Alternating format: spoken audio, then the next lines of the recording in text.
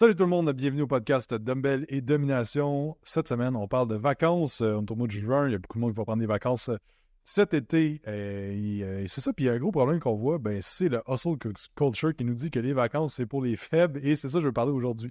Parce que si on regarde les internets et les réseaux sociaux, on a 56 000 gourous qui vous disent que pour réussir, il faut hustle, il faut travailler 24 heures sur 24, 7 jours sur 7, non-stop. Et c'est la seule façon d'arriver à vos fins. Fait que je vais parler un peu de ça parce que c'est quelque chose que j'ai passé dans le passé. Ce qui m'a aidé jusqu'à un certain point, puis je voulais juste parler de perspective un petit peu au niveau des vacances. Parce qu'en fait, pourquoi j'ai le goût de parler de ça aujourd'hui, c'est que je reviens de vacances. J'ai pris 3 semaines, mon cellulaire à off, les réseaux sociaux à off. J'ai vraiment déconnecté à 100%.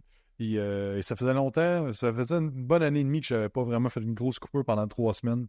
Ça fait énormément de bien. Puis j'en reviens qu'un paquet de nouveaux projets, pas de nouveaux projets, mais de projets de choses que je veux avancer, puis avec de la bonne énergie, puis beaucoup plus de clarté. Fait que c'est ça que je voulais parler aujourd'hui. Donc, first, parler un peu de faut travailler 24/7 pour avoir du succès. Je pense que la première chose qu'il faut faire quand on parle de ces affaires-là, c'est de définir qu'est-ce que vous voulez. Parce que si ton objectif, c'est de devenir multimillionnaire puis d'avoir la plus grosse business de coaching au monde, ça se peut très bien qu'il va falloir que tu sacrifies des vacances pendant plusieurs années. Par contre, si toi, ton but, c'est de travailler 6 mois par année puis avoir une business qui va te ramener du revenu, on va dire, passif, entre guillemets, là, parce que ça n'existe pas vraiment, mais tu sais, d'avoir de rester à Bali où est-ce que ça coûte pas cher, d'avoir une business en ligne où est-ce que tu peux travailler pas tant que ça, puis que ça peut te faire vivre là-bas, la vie que tu veux vivre, c'est deux affaires complètement différentes. Donc, la première chose, c'est de définir la vie que vous voulez vivre. Et de voir après ça, OK, si je veux avoir un jet privé puis faire multimillions par année, faut que je m'attende à ce que je sacrifie beaucoup plus présentement pour me rendre là que si je veux faire 10 000 par mois, par exemple. C'est deux choses différentes. Il faut aussi voir dans quelle saison que vous êtes. Parce que si vous êtes dans les 5 premières années de votre entreprise, ça se peut que va falloir que vous travailler les soirs, les fins de semaine, puis que peut-être un petit peu moins prendre de vacances. Dépendant toujours de la vitesse que vous voulez aller. Parce que je pense qu'il y a de la frustration à coacher des entraîneurs dans le monde du fitness depuis une couple d'années. Ce que je vois, c'est qu'il y a du monde ils ont un objectif, mais les attentes de ce qu'ils ont à faire pour atteindre cet objectif-là ne sont pas au même niveau. C'est-à-dire que tout le monde veut faire 100 000 par mois, sauf que ils veulent travailler comme 4 heures par jour, mettons, ou pas prendre de risques, ou pas faire des moves incertains qui arrivent avec ça. Fait que c'est important de comprendre que peu importe l'objectif que tu vas atteindre, je t'invite à aller parler avec des gens qui sont déjà là qui te parlent de qu'est-ce qu'ils ont vécu pour se rendre là. Parce que des fois, quand tu vois le back-end, tu peux te poser des questions à te dire est-ce que c'est réellement ça que je veux? Vivre ça pendant tant d'années pour atteindre ça. Ça, c'est vraiment un choix personnel. Fait que juste avant de parler de vacances, de définir c'est quoi vos objectifs, puis après ça, c'est quoi la quantité de vacances que vous devez prendre ou que vous pouvez prendre pour vous rendre là. Et il y a une couple d'années, en 2017, j'ai lu le livre La semaine de 4 heures, le 4-Hour Work Week. Je l'avais déjà lu comme en 2012, peut-être 2013, mais on dirait qu'il n'y avait rien que vraiment j'avais pris à ce moment-là. On dirait que je n'étais pas dans un état d'esprit prêt à recevoir cette information-là. En 2017, je me souviens, je l'ai relu et Tim Ferriss, là-dedans, dans le fond, le concept de la semaine de 4 heures, c'est pas de travailler 4 heures puis rien foutre puis juste avoir du revenu passif, tout ça. C'est quand tu lis et tu écoutes ce qui va parler de ce concept-là, c'est de bâtir des systèmes et des procédures qui font en sorte que tu as l'option d'être dissocié de ta business. Donc, de pouvoir partir en vacances, mais aussi de pouvoir travailler sur d'autres projets ou pouvoir travailler sur ta business et non dans l'entreprise. Et c'est ça la différence entre, selon moi, un travailleur autonome et un business owner, c'est que le business owner peut ne pas être dans sa business puis tout continue. Fait que les vacances, je trouve que c'est un excellent moyen de tester les systèmes et les procédures à savoir est-ce que je suis un travailleur autonome ou j'ai une business. Et ça ne va pas se faire un claquement de doigts, c'est vraiment de façon progressive. Et ce qui parle Tim Ferriss dans le livre, c'est vraiment de voir les vacances comme un test de la force de ta business. Est-ce que ta business peut continuer à fonctionner si tu n'es pas là? Parce que si non, c'est que tu t'es créé une job, oui, qui peut être payante, mais la réalité, c'est que ton boss est un peu fou, puis ça fait en sorte que t'es juste dans le... Au lieu d'être le rat race 9 to 5, ben là, t'es dans le 6 à 6. Puis tu sais, ça reste que t'as pas plus de liberté, puis je pense que la majorité des entrepreneurs, parce que je vais parler pour moi, puis le monde que je parle souvent, c'est ils sont là pour avoir plus de liberté, que ce soit liberté de temps, liberté d'horaire, liberté financière. Ça revient tout à ça. Fait que si dans le fond, tu as bâti une business qui t'enlève toute liberté ou que tu as la liberté financière, mais tu n'as pas d'autre style de liberté, dépendant de ce qui est important pour toi, mais ça ne fonctionne pas. Donc, en sachant ça, c'est que le concept de prendre des vacances, c'est OK, maintenant, je peux voir mes systèmes et mes procédures. Est-ce qu'il y a des trous là-dedans? Donc, par exemple, tu pars une semaine et pendant cette semaine-là, ben, en fait, tes clients n'ont pas été servis puis il y a du monde qui a annulé. Bon, ben là, clairement qu'on devra voir le processus de qu'est-ce que je fais avant mes vacances, comment je structure mes affaires et tout ça. Puis le but, la première étape, OK, quand vient le temps de bâtir ta business de coaching, c'est que la première étape, tu veux que tes clients soient bien servis quand tu n'es pas là. Fait que ça, c'est la première affaire. Donc, ça peut passer par plusieurs façons. Il peut y avoir quelqu'un qui délivre le service, mais aussi, il peut y avoir des attentes claires avec le client et avoir un système en arrière de ça. Par exemple, si tu pars 2 semaines, ben, ça se peut que tu aies à travailler une journée pendant ces 2 semaines-là où est-ce que tu réponds au check-in, mais tu mets ça clair avec le client que avant de partir en vacances, tu vas avoir ton nouveau plan, puis que dans le fond, la deuxième semaine que tu es en vacances, tu vas avoir un check-in avec tous les clients dans une demi-journée. Le lundi matin, de 8h à midi, tu vas faire tous tes clients, tous les check-ins de clients, par exemple, ou tu vas te prendre une journée que tu vas appeler tout le monde puis tu vas prendre de leurs nouvelles. Ça peut être ça, mais l'important, c'est d'avoir de la clarté aussi des attentes avec les clients. Donc, d'appeler chaque client, puis d'expliquer « Hey, je m'en vais 2 semaines en vacances, on va pouvoir se parler tel jour, telle heure. C'est là que je vais être disponible pour te répondre. » La plupart des clients, 98% de tes clients vont dire « Ah non, pas de stress, on se reparle quand tu reviens de vacances. » Ou vont dire « Bah ouais, ben c'est bien correct de même, puis Chris, profite-en si tout le monde a besoin de vacances. » Donc, et ça, ce que ça permet de faire, c'est que si tu es capable d'être parti et que tes clients soient bien servis, bien, ça fait en sorte que tu peux avoir plus de temps pour travailler sur l'entreprise. Pour travailler sur l'entreprise, ça peut être d'optimiser tes trucs, ça peut être de partir des nouvelles campagnes de marketing, ça peut être de créer du nouveau, créer des événements clients. Donc, tu vas pouvoir être plus détaché de ta business, de ne pas être dans les opérations, mais bien de travailler sur ta business et grossir ça. Ensuite de ça, c'est la première étape. La deuxième étape, ce qu'on veut mettre en place, c'est qu'on veut avoir de la croissance pendant qu'on n'est pas là. Et ça, c'est un autre paire de manches, parce que tu dois avoir un système de marketing qui ne dépend pas de toi. Tu dois avoir un système de vente qui ne dépend pas de toi et un système d'onboarding qui ne dépend pas de toi. Donc, dans ce cas-là, ben, tu vas avoir... C'est comme, oui, on peut bâtir des affaires automatisées, tout ça, mais si vous vendez du high ticket, ce que je suggère, du service de haute qualité, pas des programmes déjà faits sur Internet, vous allez avoir besoin du staff. Donc, vous allez avoir besoin de quelqu'un qui va prendre les calls de vente, quelqu'un qui va faire votre setting, quelqu'un qui va s'occuper des médias sociaux, de répondre au monde et tout ça. Donc, puis ça peut être une seule personne qui fait tout ça, by the way. Là. Mais d'avoir un assistant, une assistante, quelqu'un qui va vous aider avec ça, ça va être la prochaine étape. Ça permet d'avoir de la croissance quand vous n'êtes pas là. Puis après ça, le dernier step, c'est d'être capable de partir beaucoup plus longtemps. Fait que c'est Tim Ferriss qui parlait de ça, puis moi, ça résonne beaucoup. C'est est-ce que je suis capable d'être pas là dans ma business pendant 6 mois, puis il peut avoir une certaine croissance quand même. Est-ce que ça va aller aussi vite que quand je suis là? Probablement pas, parce que vous êtes le fondateur, puis c'est vous qui poussez les affaires, vous êtes la face du brand. Sauf qu'est-ce qu'il y a moyen de mettre en place certaines affaires pour que vous puissiez vous retirer pendant 6 mois? Puis moi, ça a toujours été un de mes objectifs. Pourquoi? Parce que je voulais partir d'autres projets. Parce que j'aime ça créer, j'aime ça... c'est ça, créer des affaires, partir des projets, puis tout ça, c'est ça à quoi j'aime. Donc, puis avec Quantum, à la fin, comme je pouvais travailler peut-être... il y a des semaines, des fois, je travaillais peut-être 3 heures par semaine dans Quantum, là, puis c'était surtout des meetings, puis m'assurer que tout le monde est aligné. Puis on avait une certaine croissance quand même. Est-ce que c'était aussi vite que ça aurait pu l'être? Ben non. Mais par contre, on avait des gens en place, des procédures en place, des systèmes en place, puis du bon monde à la bonne place, des bonnes personnes qui fit dans l'entreprise, assez à la bonne place dans l'entreprise. Puis ça fait en sorte que je peux regagner mon temps, puis c'est ce qui m'a permis de partir l'Académie Quantum, puis tout ce qui est le volet éducation. Après ça aussi, le mastermind, puis qu'est-ce qu'on fait là, présentement, ça m'a donné l'option puis la liberté de pouvoir de faire ça. Fait que ça, c'est comme le dernier level. Puis après ça, c'est le level que tu es capable d'être juste investisseur dans ta business, puis tu as un PDG qui roule ça, puis tu peux juste faire un meeting une fois par trimestre, puis fait que... Mais ça, c'est un autre level. Donc, toujours prendre en considération que les vacances, c'est un excellent moyen de tester si votre business est assez solide pour pouvoir rouler d'elle-même ou vous êtes dans le stade de travail autonome pour on peut mettre des choses en place. Donc, système procédure, bien simple.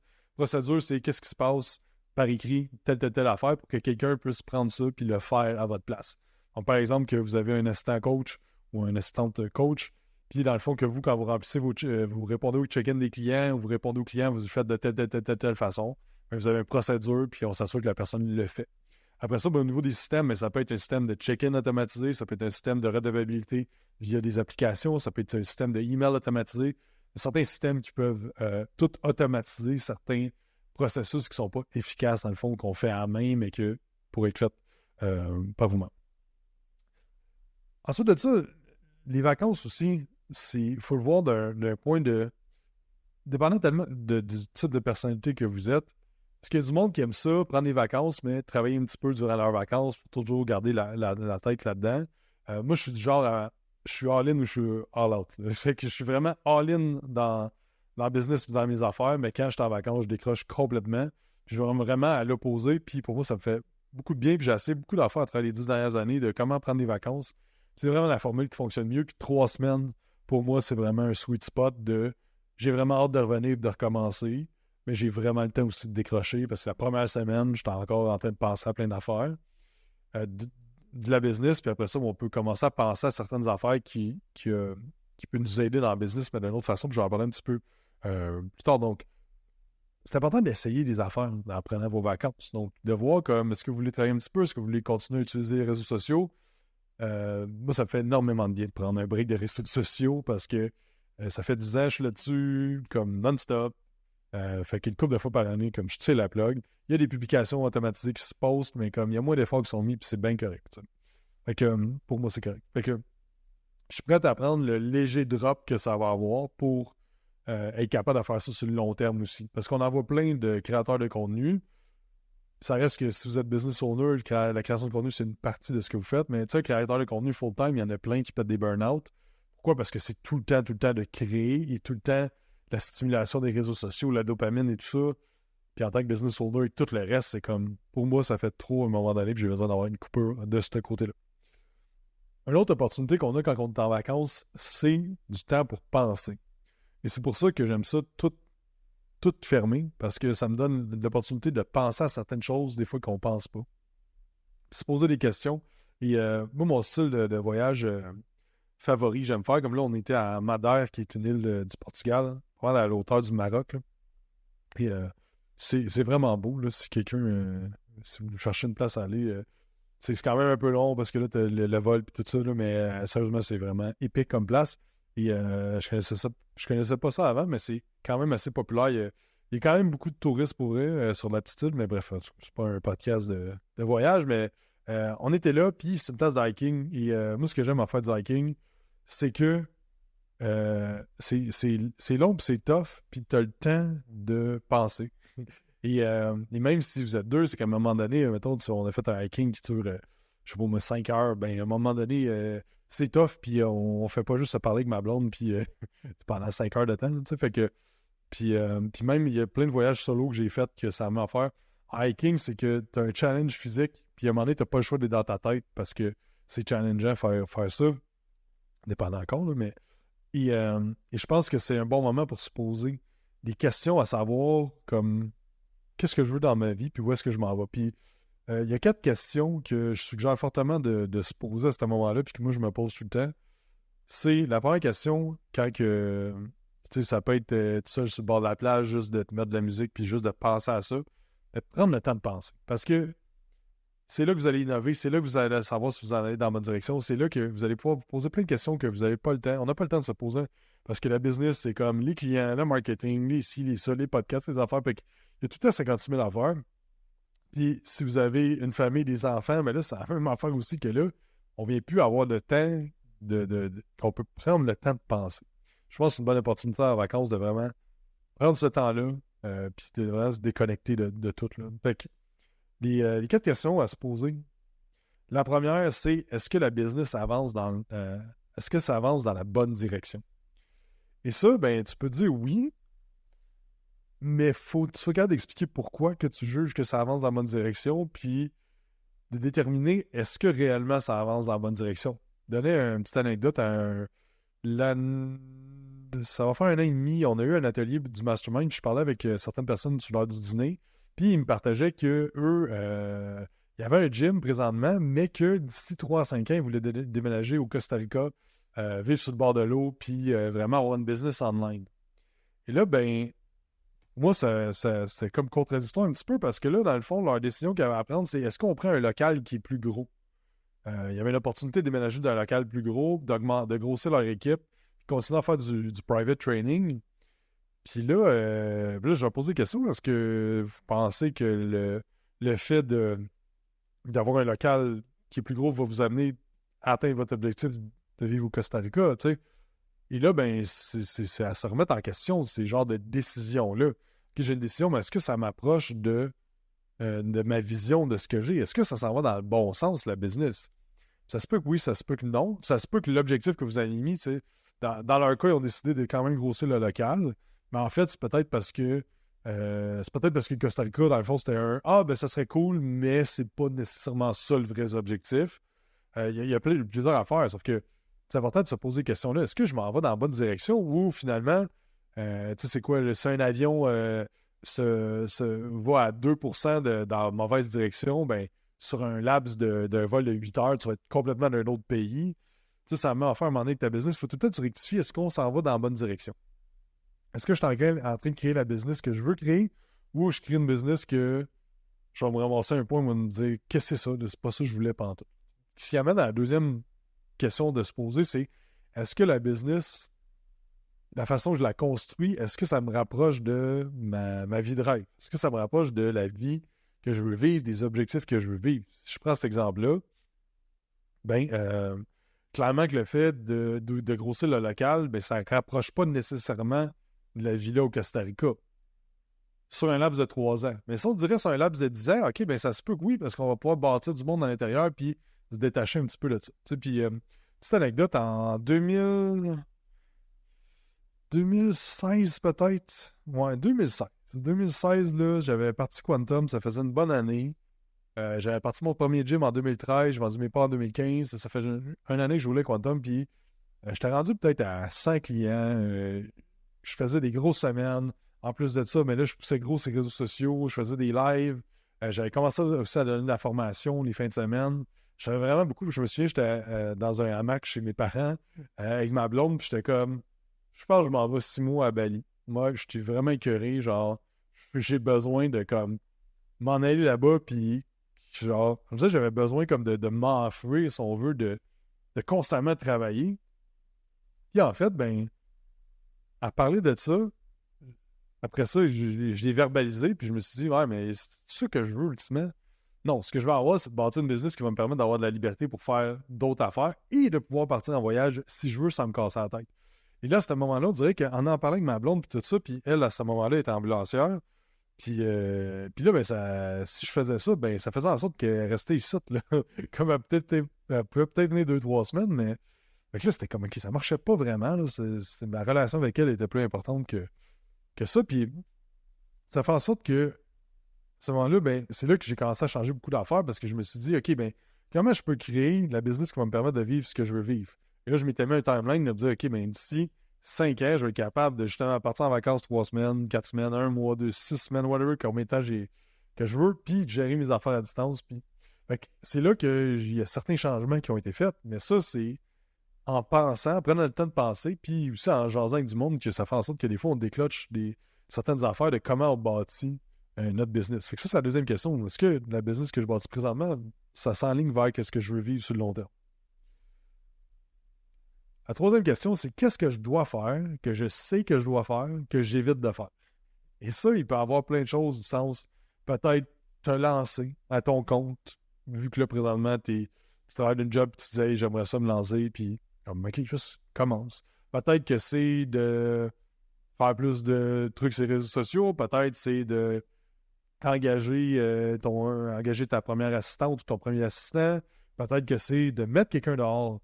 Donc, c'est de prendre le temps de se poser ces questions-là, puis des fois, ça devient tellement simple qu'on vient tellement d'y penser Puis moi, je me souviens que à un moment donné, j'étais en Californie, puis j'avais été voir Benjo Sculian qui me coachait dans ce temps-là. J'avais une journée avec lui.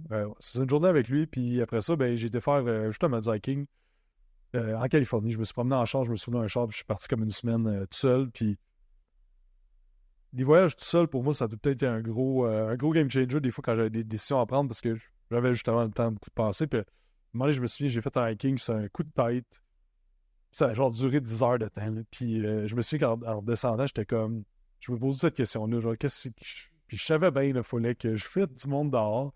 On dirait que j'acceptais pas le fait que ça va être inconfortable, ça va être tough, tout ça. Puis tu sais, en y pensant pendant comme une bonne demi-heure, la décision était tellement simple à prendre. Mais on dirait dans le day-to-day, il y avait tout le temps une bonne raison pourquoi je le faisais pas. Tu sais, puis en revenant, ben, la décision était prise. Puis that's it, tu sais. Fait que cette question-là, selon moi, c'est une des questions les plus puissantes qu'on peut se poser parce qu'il y a beaucoup de choses qu'on sait qu'on doit faire. Un peu comme en transformation physique, tu sais, tout le monde sait qu'il doit mieux manger, qu'il doit plus bouger, lâcher leur cellulaire le soir, comme il y a plein d'affaires que tout le monde le sait, mais on le fait pas. Fait que c'est quoi une chose que tu t'évites de faire que tu dois faire? Et finalement, une question que j'aime beaucoup, c'est comment je peux faire 10 fois plus de revenus et 10 fois plus de profits cette année. Et est-ce que c'est possible ou pas? On s'en fout un peu. Le but, c'est de voir, OK, mais c'est quoi les gros moves que je peux faire? Parce que en te posant cette question-là, c'est pas comment j'augmente de 20% mon chiffre d'affaires, parce que là, tu vas te dire, je vais faire plus de contenu, je vais faire plus de settings, je vais faire plus de ci, je vais faire plus de ça. Mais si je te dis, tu vas faire 10 fois plus, il y a besoin d'avoir un, deux ou trois gros moves que tu vas faire qui va faire en sorte que ça va avoir un énorme impact sur ça. Fait que ça se peut que ça soit hey, j'ai besoin d'engager telle personne. Ça se peut que ce soit j'ai besoin d'investir dans telle affaire. Ça se peut que j'ai besoin de me faire coacher sur certains aspects. Peu importe c'est quoi, mais il y a des fois un move qui va faire en sorte que ça va faire une énorme différence. Il y a un excellent livre qui s'appelle 10x is easier than 2x. 10x is easier than 2x de Dan Sullivan puis un autre gars. Ce qui explique là-dedans, c'est que, tu sais, il y a certaines choses dans notre vie qui il est arrivé, on a fait un move qui a fait une énorme différence. Il y a un peu la loi du 80-20. C'est 20% de tes efforts vont amener 80% des résultats. Puis, comme un enfant, si vous avez des jeunes enfants, vous avez déjà vu des jeunes enfants, un enfant, quand ça se met à marcher, là, ça rampe, puis en dedans d'une semaine, ça rampe plus vraiment. Ça se met debout, puis ça commence à marcher, puis ça tombe, puis comme une semaine ou deux, là, c'est fait. Là. Puis après ça, il revient plus en arrière. Donc, il y a des choses en business dans notre vie que comme il y a un breakthrough, il y a une décision, il y a une chose qui fait en sorte que, paf, one shot, on se lève debout, puis, OK, crème, on a fait un gros step. Et c'est se demander c'est quoi ces moves-là. Puis est-ce qu'on peut le savoir à 100%? Ben non. Sauf qu'il y a peut-être des risques à prendre aussi dans OK, mais j'ai l'impression que si je fais tel move, ça va faire une grosse différence, donc garde, je vais le faire. Puis ça peut être Puis des fois, c'est pas toujours la bonne affaire. Des fois, tu vas. C'est arrivé, il y a des fois, j'ai fait des super bons moves de même. Comme par exemple, l'atelier d'ascension, pour nous autres, ça a été un super bon move la première année, mais j'étais comme juste garde, je vais faire une action, un événement que ça va coûter cher, ça va être beaucoup d'efforts, de ressources, tout ça, mais ça va faire un gros gap dans la progression. Puis ça l'a fait. Puis la deuxième année aussi. Et autant au niveau du awareness que de la conversion, que de faire connaître le brand et tout ça. Donc, il y a une chose que vous pouvez faire présentement qui va faire une énorme différence dans votre progression. Il faut juste brainstormer, ce serait quoi cette chose-là. Maintenant, on a un petit peu un framework de pourquoi c'est bon de prendre des vacances. Comment les prendre aussi, tu sais, tu veux-tu travailler un petit peu, tu veux-tu prendre complètement off, tu veux-tu faire une semaine en vacances, tu reviens une semaine, tu repars une semaine. Il y a plusieurs façons de faire, puis je vous invite à tester qu'est-ce qui fonctionne mieux pour vous, qu'est-ce que vous aimez mieux, qu'est-ce qui vous fait vous mieux sentir, et aussi bien, les questions à se poser. Puis maintenant, comment qu'on prépare les vacances et comment qu'on revient des vacances. Donc, la préparation, c'est vraiment important que si vous êtes solo entrepreneur, il faut appeler vos clients. Et pas d'email, pas de texte.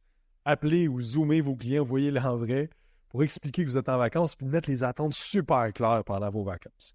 Parce qu'on ne veut pas que le client ait une perception de diminution du service pendant que vous n'êtes pas là. Ça, c'est vraiment, vraiment, vraiment important. Ensuite de ça, c'est une conférence que j'ai vue il y a une couple d'années avec une psychologue qui s'appelle Annie Yatch, je pense.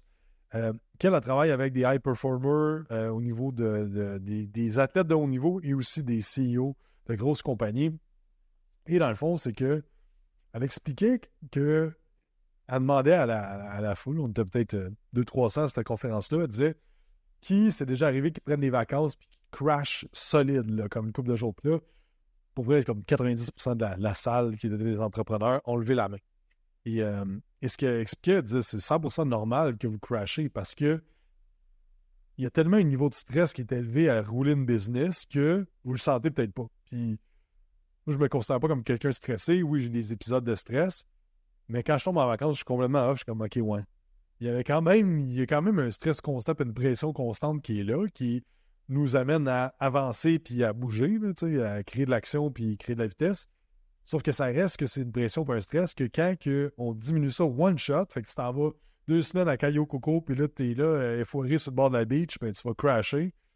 Puis ce qu'il expliquait, c'est qu'il y a bien du monde qui s'en vont mettons justement, qui s'en vont dans le sud, ben là, ils vont se saouler la gueule pendant toute la semaine.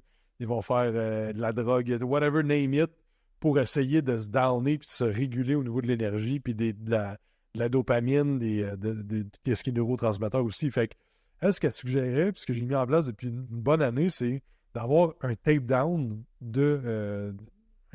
jusqu'à vos vacances. Comme dans une compétition de sport, vous avez un tape down avec votre intensité, votre volume. Donc, la dernière semaine d'entraînement va être beaucoup moins intense, même dans le bodybuilding. C'est pas là que. C'est vraiment là que tu vas prendre plus ça relax pour la compé. Fait que, elle expliquait, c'est un peu la même chose au niveau des vacances. Fait que, ce que j'ai mis en place suite à ça, c'est que moi, la dernière semaine avant mes vacances, c'est vraiment relax. Je commence vraiment à diminuer mes journées, puis même le vendredi, là, je me mets rien, puis je suis comme, c'est ma journée buffer, j'ai-tu des affaires finalisées, tout ça, mais je commence déjà à me mettre en mode vacances. Ce qui fait en sorte que je dois avoir de la préparation le mois avant mes vacances, bien là, je dois commencer ma préparation. Fait que, autant au niveau de, j'ai-tu mettons, dans le training, avez-vous des plans d'entraînement à faire, avez-vous comme toutes les préparations de ce qu'on a besoin qui soient faites durant ça, la création de contenu, et ainsi de suite, qui doit s'occuper de quoi, puis à qui tu passes la POC, et de faire en sorte que la dernière semaine peut être un tape down, et aussi le retour de vacances. Parce que je me souviens que c'est arrivé plusieurs fois à travers les années que la fin de semaine avant de recommencer le lundi, là, je commençais à vivre un peu d'anxiété, puis j'étais comme, oh, que ça va être intense, ça revenait, j'ai genre une petite grosse semaine de malade, fait que le gap il était tout le temps extrême. Fait que c'est comme, hey, la semaine avant, c'est super extrême, la semaine après, c'est super extrême.